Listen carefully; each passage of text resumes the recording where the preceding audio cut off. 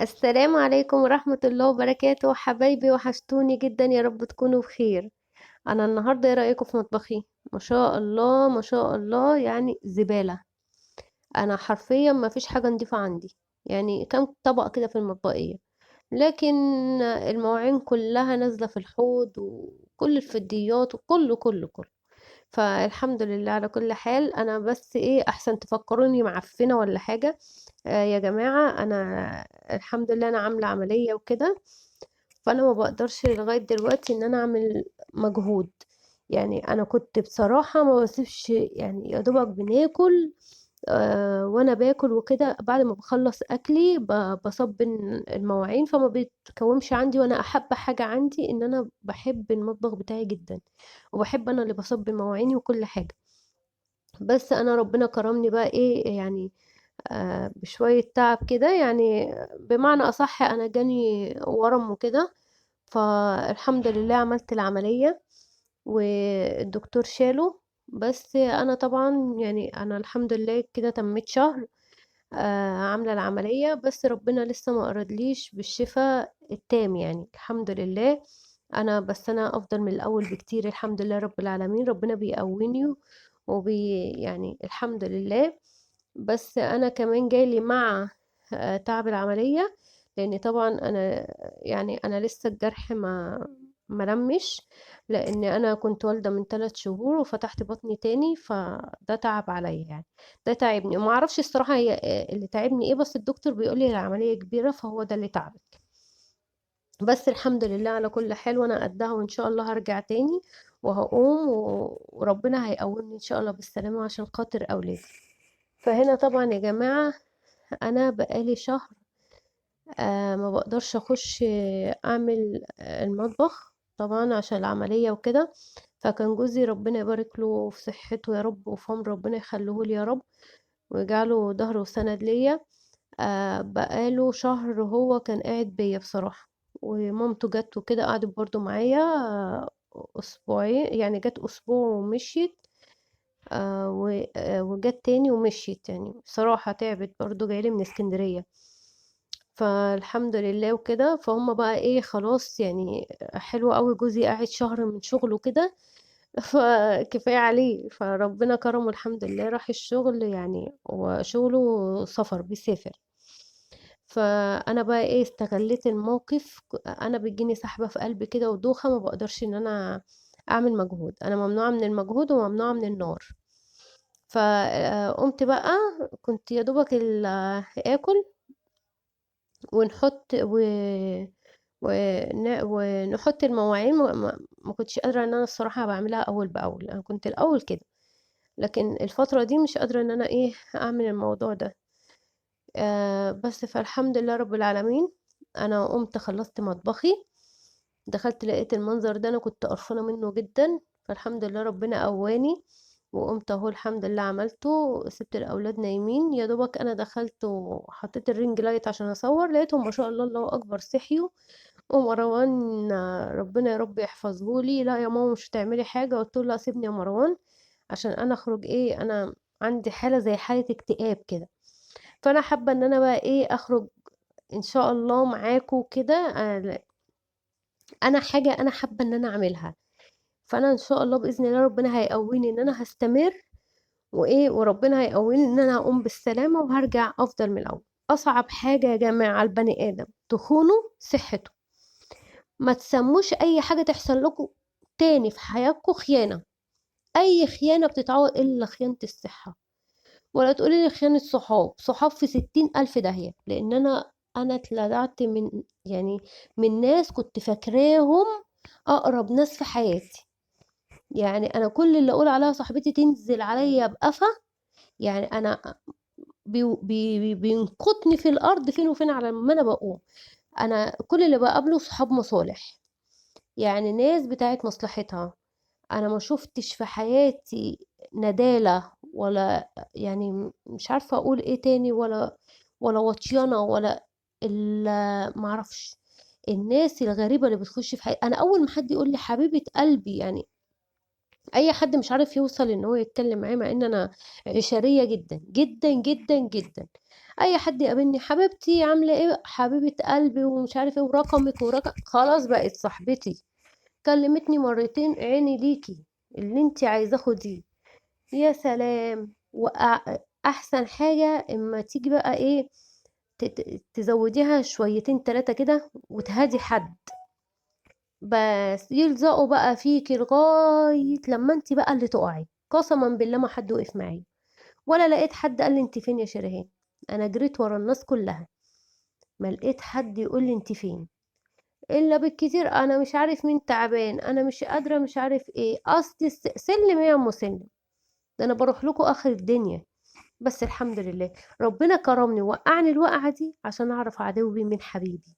وفعلا ما حدش يستاهل يا جماعة، ان مش اي حد يتصاحب، في ناس مخلصة، ما بقولش على الناس كلها، بس في ناس فعلا ما تستاهلش، ما تستاهلش ان انتي تحزني عليها. انا كانت عندي صاحبتي كانت بتتعب، يعني الله يسهلها، قسما بالله قسما بالله كنت بعيط عليها مجرد ان كان ضغطها بيعلى وقلبها بيوجعها. قسما بالله العظيم اول لما انا وقعت ما لقيتهاش معايا. ليه؟ ما اعرفش، انا نفسي اعرف، بالله عليكم انتوا لو تعرفوا قولوا لي ليه بيعملوا كده، ليه؟ ما اعرفش. نفسي ان انا اعرف. ففعلا مفيش حد يستاهل ان يتحزن عليه، يتحزن عليه مهما كان مين. احزني على نفسك بس. انا الضربة بقى اللي ما موتتنيش قوتني. انا فعلا وقعتي دي والله والله والله انا فعلا استقويت، يعني وقف جوزي جنبي وكلامه ليا اداني دفعة فعلا ان انا اكون انا اكون حاجة، اخاف على نفسي، انا اخاف على ولادي، انا محدش شالني او محدش هيشيلني، محدش هيشيل ولادي، انا لو جرالي حاجة ولادي اللي هيتبهدلوا. وانا فعلا محدش يستاهل يعني يكون في حياتي، يعني مش عارفة اقول ايه يعني، بلاها من هالكلام. ففعلا يا جماعة محدش يأمن لحد، وحسبي وحسبي الله ونعم الوكيل في اي واحدة تأذي بني ادمة، ربنا ينتقم منها اشد انتقام. انت خدتي، انت كسبت الدنيا بس انا كسبت الاخرة. انت اخترت دنيتك وانا اخترت اخرتي، انا اخترت ربنا، وربنا ان شاء الله هيكرمني وهيشفيني وهيقومني بالسلامه، اقول له ربنا كاتبه لي انا هشوفه. اذا كان ربنا رايد لي ان انا اكمل حياتي، اذا كان ربنا رايد لي ان انا مش هكمل حياتي وهتوفى، فربنا يتولاني برحمته. وربنا اللي عايزه خير وشايفه خير ليا ربنا هيعمله لي. وانا عارفه واثقه واثقه في ربنا ان ربنا هيقويني وهيشفيني، وان شاء الله باذن الله هكون افضل واحسن من الاول عشان خاطر ولادي. ولادي ملهمش فعلا غيري انا وباباهم، محدش هيشيلهم غيرنا. ف... وفعلا هو محدش بيشيل عيال حد. بس الحمد لله رب العالمين. معلش ان انا برغي معاكم كتير، بس انا بجد يعني انا ما صدقت ان انا اتكلم. انا نفسي تشجعوني ان انا ارجع اليوتيوب تاني. انا والله حاسه، يعني انا حاسه نفسي فيه، يعني انا حاسه نفسي فيه خلاص. انا ما عادش ان انا اثق في حد تاني ولا اكلم حد. انا اخترت نفسي واخترت بيتي واولادي. يعني محدش يستاهل، محدش يستاهل فعلا ان انا اكون في حياته، محدش يستاهلني. دي مش غرور ولا حاجة، والله لا ابدا خالص، لاني انا والله اللي يعرفني يعرف ان انا صاحبة يعني انا صاحبه، احب الناس قوي. بس انا الناس غدرت بيا وتعبتني وقهرتني، يعني وكان في ناس كويسين بصراحة. إن في ناس فرقتنا عن بعض، حسبي الله ونعم الوكيل، ربنا ينتقم منهم. ف انا ما بلحقش اعرف الناس دي زعلانة مني ليه. طب والله العظيم انا ما اعرف، انا بلاقيهم زعلوا مني وخدوا جنب كده، قسما بالله قسما بالله ما بعمل لهم حاجة. انا نفسي كده حد يجي يقول لي انت عملتي كذا، ياه. طب ما ممكن فعلا قولوا لي انا عملت ايه اعدل من نفسي. لكن انتوا بتمشوا كده ازاي؟ انا لغايه قبل عمليتي ما كملتش يوم، والله قبل العمليه بيوم كانوا ايه شريهان ومش عارف ايه، وكنت بنزل لهم وبشوفهم شريهان عملت العمليه ما لقيتش كلب جالها من صحابي مش من قرايبي، ما لقيتش ما لقيتش، انا فعلا ماليش صحاب. انا يعني كفايه بجد الناس اللي هم جولي. يعني يعني هم يعني مش كتير يعني، بس كويس الناس اللي هم جولي بصراحه. دول على راسي من فوق، يا رب اجيلهم في الفرح دايما ويبعد عنهم كل شر. هما انا مش بتكلم والله على المجي، انا بتكلم حتى لو مكالمة ارفعوا من الروح المعنوية. المريض ده يا جماعة بيبقى محتاج كلمة، كلمة يسمعها كويسة ترفع من الروح المعنوية. بيتنشأ على حد يتكلم معاه، على حد مهتم بيه، على حد. يعني انا بيحصل مشاكل كتير انا وجوزي، مشاكل بتاعت البيت العادية دي. وانا قموصة جدا يعني. ف فعلا انا جوزي، يعني انا ربنا يا رب يكرمه ويوسع عليه ويفتحها في وشه وما يحوجوش لحد ابدا. ده اعمل له تمثال وامشي حاطاه كده على راسي. ده مهما حصل انا فعلا ما لقيتش زيه. هو الوحيد اللي انا، الله اكبر الله اكبر، يا رب يحفظه ويبارك في عمره. هو اللي شالني. انا شهر جوزي شالني، كورونا هو اللي شالني، اي حاجه هو بيقعد يا حبيبي من شغله ويقعد معايا. رغم ان انتوا عارفين طبعا ظروف البلد، اي حد محتاج يعني قسما بالله بيقعد بياخد اجازه بدون مرتب، والله ما بياخدش مرتب، وبيقعد بيا. ربنا يجعله في ميزان حسناته يا رب ويلاقيه في دنيته قبل اخرته ان شاء الله. ففعلا انا مش عارفه كنت بقول لكم ايه الصراحه بس. بس ما علينا. هنا يا جماعه انا جبت سمنه، يا جماعه باركولي، جبت سمنه سيحتها. جبت سمنه سيحتها عشان ايه؟ يعني انا عشان رمضان يعني. هي والله كميه اقسم بالله، بس يعني ايه يعني، انا بحب السمنه البلدي. فالحمد لله رب العالمين جبت سمنه وسيحتها وحطيتها في البتاع اسمه ايه، التست ده ولا اسمه استر ولا انا عارفه اسمه ايه، لو عامل زي بتاع اللبن كده بس صغنون. هو 5 كيلو يعني. هنا ابتديت بقى يا جماعه اتعب بقى. هنا ابتديت ان انا خلاص جبت اخري، بس الحمد لله كنت خلصت المطبخ وخليته قمر، قمر كده زي صاحبته. يا ريت تشجعوني يا جماعه، ما تنسوش اوعوا تكونوا ما حطيتوش اللايك بالله عليكم. انا بلاقي الفيديوهات عليها المشاهدات ما عليهاش اللايك ليه؟ دعموني، دعموني وحطوا لي اللايك عشان يعني الفيديو ينتشر ويشوفوا الناس وكده وتشجعوني. كون حاجه انا بكم هوصل ان شاء الله باذن الله، واقفكم جنبي. اللي هم مش عارفين يعني يعني يتكلموا معايا او كده، انتي اللايك بتاعك ده بيساعدني، كومنت بتاعك بيساعدني ان بترفعي فعلا من الروح المعنوية.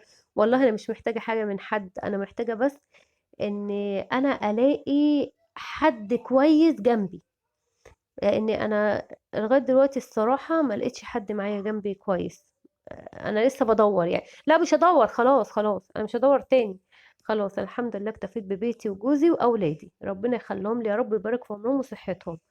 و... والأم يا جماعة بالله عليكم حافظوا على أمكم. إذا يا رب يبارك في عمرها اللي أمه عايشة، ويرحم كل أم متوفية. فعلا الأم دي أكبر نعمة في حياة البني آدم. أنا أمي لو عايشة ما كانتش خلتني وصلت المرحلة دي. مش مرحلة التعب، أنا اللي ربنا كاتبهولي فأنا بشوفه، هشوفه في وجود ماما أو مش في وجود ماما، بس ما كانتش هتخليني أحتاج لأي حد نهائي. انا فعلا يعني، انا امي لو كانت عايشه كانت شالتني يعني، ما كانتش خلتني وصلت لمرحله ان انا عندي حاله اكتئاب. يعني انا لما ولدت ابني مروان كانت ماما اللي قاعده بيا، انا كنت عند ماما وكده وهي اللي شايلاني وهي مش مخلياني. الصراحه ما كنتش بفكر في حد جنبي ولا مش جنبي. فربنا يرحمك يا امي ويغفر لك ويجعلك في الجنه ونعيمها يا رب، ان شاء الله وقابلك في الجنه ان شاء الله يا امي، باذن الله يا رب. فادعوا الأم يا جماعة بالرحمة، وربنا يبارك في عمر أمهاتكم يا رب. وخلوا بالكم من أمهاتكم، والله والله والله ما في حد هيعوضها نهائي. اللي لسه ما اتجوزتش وقرفانة من مامتها أو من كلام مامتها، ما تنزليش، ما تحطيش، ما تعمليش، قسما بالله تحسي بقيمتها بعد ما تتجوزي. يعني احنا كلنا عدينا بالمراحل دي. فربنا يبارك في عمركم يا رب، ويعود علينا الأيام بخير، و... ويكرمنا ويكرمكم بإذن الله يا رب، وما يجيبلكوش أي شر. وابعد عنكم ولاد الحرام واصحاب السوء، وابعد عنكم الناس المؤذية يا جماعة. وخلي بالكم بالله عليكم ما تشربوش حاجة عند حد غريب ولا تاكلوا عند حد غريب. انا مش بخوفكم طبعا، انا بس بديكم نصيحة. فمع ان احنا بناكلش والله ولا بنشرب عند حد غريب، بس يلا الحمد لله رب العالمين على كل حال. الحمد لله اللي ربنا كاتبه لنا فاحنا بنشوفه في حياتنا، والواحد راضي قابل وراضي الحمد لله. فالحمد لله العصابة بتاعتي دخلت الأوضة عليا، فالحمد لله رب العالمين. اللي هو كان في نهاية الفيديو عشان خاطر انتوا هتسمعوا دلوقتي ايسل. انتي مالك يا حبيبتي، زعلانة مني؟ ليه؟ انا كمان سنة منك. عايزة ايه؟ عايزة طه؟ ماشي. ما تنسوش يا جماعة بالله عليكم تدعموني باللايك والشير. قولي لهم ازيكم يا حبايبي، مرحبا. عاملين ايه؟ حبايبي عاملين ايه؟ طب ثواني يا ماما، انت واحد. لو سمحتوا بس. عجبتكم الارض يا جماعة؟ الارض يا جماعة انا هنا خلصت. هنا بقول لكم دي اسمه ايه، لبان دكر. جوزي بيعمله كده عشان لما بيكون عنده كحة جامدة. بيعمل لبان دكر بمية ويشربوه عشان يعمل الكحة. وهنا يا جماعة خلصت. مروان ابني مسح لي المطبخ. ايه رأيكم يا جماعة في المطبخ؟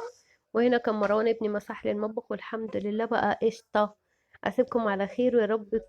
يا رب ان شاء الله نتقابل ان شاء الله. ما ايسر بتقول لكم حطوا لايك، ما تنسوش اللايك والشير والسبسكرايب. بحبكم جدا يا احسن ناس في الدنيا. يلا باي باي. بابا باي.